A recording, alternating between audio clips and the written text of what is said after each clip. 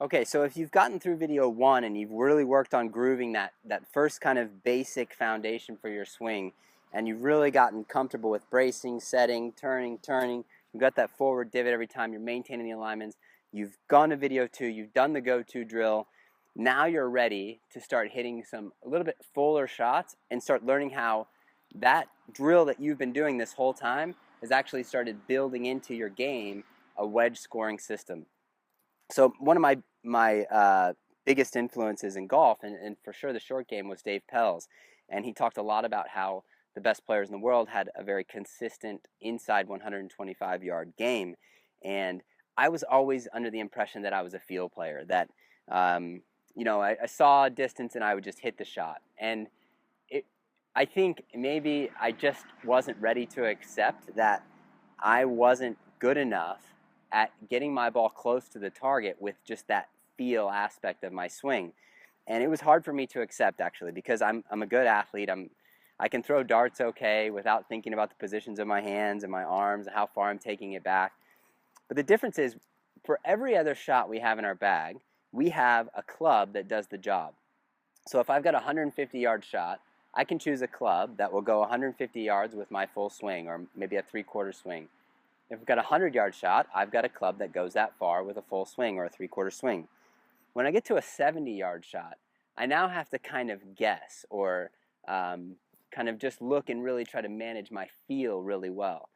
And what most tour players do that's different is they create kind of a clock system, or maybe not necessarily a clock system, but a system where they've got different kind of benchmark positions in their swing that they know go certain distances with certain clubs.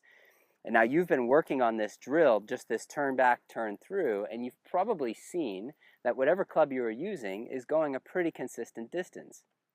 So for those drills, you can use anything from I would say maybe a gap wedge, 9-iron or 8-iron would be the best, or even a sand wedge.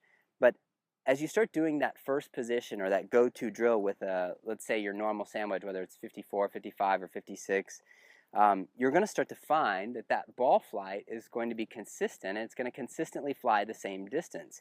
And so what that does is that really helps us when we're out on the course. When we get that, let's say it's flying 45 yards consistently. When we get out on the course, we get a 45-yard shot, and we can say, hey, this is my go-to drill swing. I can nail this. I can go right at the flag with this. So that's really cool.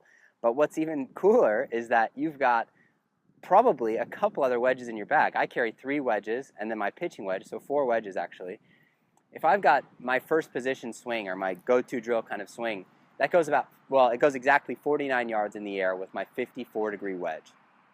But if I take my lob wedge and I make that same swing, that one goes 39 yards in the air. And if I take my gap wedge and make that same swing, that one goes 60 yards in the air. So what's cool is that I've got this one swing really grooved, and it produces 3 different distances. So it's very much like if I'm 150 yards out, I choose the club that goes 150 yards. I've now got a swing that is kind of set in stone at this first position, and I can choose the club that goes the right distance for that shot. So that's first position. That's our go-to drill swing. And if we're there, if we've done a lot of work there and we're really comfortable with that position, it's kind of a good time, or now might be the perfect time, to go to a second position swing. So second position for me feels like, and it's not going to be exactly what it feels like for most players, but it feels to me like I do everything the same: brace, set, turn, but instead of just turning back to about waist high, I feel like I turn back to about where my left arm is parallel to the ground. And that swing for me produces, now that I've practiced it a few times, that swing for me produces a really consistent distance. So if I turn back to left arm parallel, or what feels like left arm parallel, with my 54-degree wedge, I hit a 75-yard shot. That's 75 yards in the air. So anytime I'm on the course and I've got a shot between 70 and 80 yards, I've got this great benchmark position where if I turn back to there and turn through, I'm going to hit it 75 yards. If I need to go a touch more, I can think to myself, okay, I'll go a little bit farther than 75 yards. I'll make just a little bit more aggressive shot there. Or if it's a little bit shorter, I might go a little less. But the same thing's true with the second position that was true with the first position, that I've got 2 other clubs to choose from. So if I'm 65 yards out, actually, that's a perfect lob wedge at second position. And if I'm 86 yards out, or I think 88 is my actual number on my gap wedge for second position. So if I'm 88 to 65 to 88, those are all going to be second position swings. And I know that if I make a good second position swing with my gap wedge, it's going to fly 88 yards. And if I make a good second position swing with my sand wedge, it's 75. With my lob wedge, it's 65. So now I've taken that first position swing that goes 39, 49, and about 59 or 60 with my gap wedge, and now I've got 65, 75, and 88. And so now I've got a second position, and I've covered all these ranges from 39 yards all the way up to 88 yards. Now, if I go one more step farther, and I strongly urge you to practice that second position a lot before you get into a full turn, because again, it will just help to ensure that you've got a really good groove there for your swing. But once I'm really comfortable there, then I can start making what feels like a full turn. So to me, that third position in my swing is the same mechanics at setup. It's a braced right leg, a handle forward, I've got a grip that's going to allow for a square club face. I'm going to turn back, and I'm going to feel like I make a full turn. So a full turn to me feels like I get about a 90-degree turn relative to the target. So for you, it may be 90, it may be more, it may be less. It's very rare that I see somebody with a full turn that's less than 90 degrees. And so usually it's right around that 90-degree turn swing. And this is not a powerful shot. This is not a shot where I'm really trying to rip it. It's more just that I've taken those preset alignments, and I'm just going to allow myself to make a full turn. So I'm going to go through the three swings here. First position, second position, and third position. And I've got my 54-degree wedge. It's interestingly enough, I've got a 50-yard target out there, which is 1 yard more than my first position sand wedge will fly. But I'm going to go ahead and brace, set, and then turn, turn. Okay, so that one flew about 46 yards. I was about 3 yards off. So if I'm on the golf course, that's going to be about 9 feet from the hole. That's about as far away from the hole as I'm going to get on a first position shot. When I go to my second position, I'm just going to do the same thing. I'll brace the right leg, set the handle forward, and now I'm just going to turn back to what feels like left arm parallel.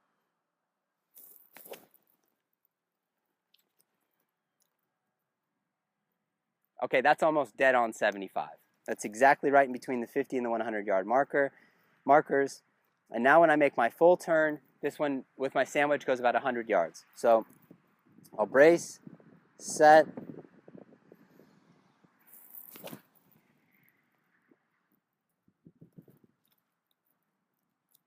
really cool. About 3 yards right of the 100-yard sign, so that ball is going to be about 9 feet from 100 yards. I don't expect to ever be outside of 9 feet. Now, if something crazy happens and the green condition is really firm and it bounces and I wasn't aware of it, that may get me outside of that 10-foot circle. But if I'm 100 yards or in, I expect to be really close. I'm aiming at the flag. And I've proven that that's really accurate. In, I think it was 2010, I made 3 holes in one in 41 days. I made a total of 8 in that year.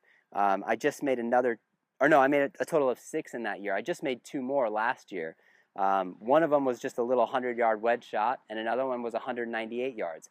And I do the same mechanics on every swing. And I think the reason I can be so accurate, or I know the reason I can be so accurate with my iron game, is because I've grooved these position swings and this turn, forward divot, maintaining the alignments. I've grooved that so many times that I've just gotten really good at controlling my face, path, and low point. And so now every shot, I can consistently start on the same target, the same starting line, and I can get a consistent curve for every ball. So if you can get through those first 2 videos and really start getting into your wedge game and get really comfortable with making those different positions and seeing how far they go, you'll find that with 3 distances and 1 swing at first position, 3 distances with another swing at second position, and then 3 more distances with just 1 more swing in your third position, or your full turn, you're going to have 9 yardages, probably somewhere between 125 yards and 35 yards. You're going to fill those gaps. And then when you play, you're just going to see a huge improvement. One quick story about a student of mine, Eric Wax, when we first started working together, he was shooting kind of around 100, oftentimes in the 90s. And I said, okay, Eric, our goal is going to be to break 80. and here's how we're going to do it. And we outlined the whole process of breaking 80, what we had to do to get consistently good at the scoring clubs and our driver and our chipping and putting. And the first thing we did was we started grooving that swing, and he fell in love with wedge practice, and he just absolutely loved it. And I know why, because it's so much fun when you get a target out there and you know exactly what swing to make with what club, and you can control face path and low point. You're going to pepper that thing. You're going to hit it a lot of times, and so it becomes really fun to practice those wedge swings. And so he did that over and over and over again. And when he got on the golf course and he had anything inside 120 yards, he was licking his lips. He knew that he was going to put this thing close. And he went within 6 months, and I've seen this for a lot of people, but within 6 months he went from shooting around 100 to breaking 80, and he did it consecutively. 2 consecutive rounds he broke 80. He beat his dad for the first time. He had all these goals that he wanted to achieve, and he achieved them by going through this step-by-step process. And I'm not saying that this little 3-video course is going to be the end all, and that's why I've included so much more in my mastery course. But what I'm really hoping is that you start to get the understanding that you cannot just take the what and the swing mechanics and take that to the driving range and just start making full swings and hope that you're going to get really good results. You really do have to groove that channel and get it into a position where you're so confident that now you can make a full swing with any club in your bag. And there are certainly some differences. When we get into driver and 3-wood and hybrids, we have some major differences in our awareness, what we're thinking about when we're hitting the shot, and what our ball position might be, and side hill lies, and playing in the rain, and all these different things. And I have plenty of videos covering that in my mastery course. So if you want to go further down the rabbit hole, so to speak, that mastery course might be great for you. But just getting from the what to the how, I hope, is a huge step for you guys, and I hope you see some major improvement with this system.